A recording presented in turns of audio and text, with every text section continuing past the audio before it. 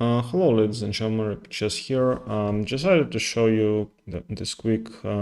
This is basically puzzle rush. It's not a big thing, I think, big problem, but looks cute.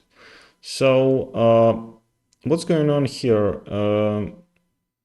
Black has successfully stopped the c pawn, and they have extra piece. The problem that the rook is not working. Yeah, should it be on c8, it would be an easy draw.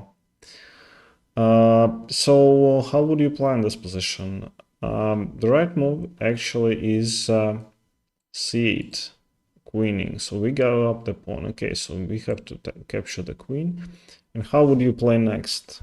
So the right move is rook to c7, with the idea to play g7. So if you play this way, then it doesn't really matter because we play g7 anyway. But if we take here, yeah, just notice that we will take the rook and queen our pawn.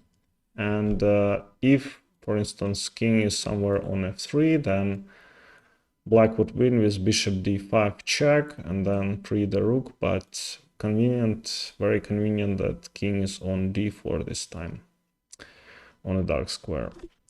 All right, thank you very much for watching, and see you next time.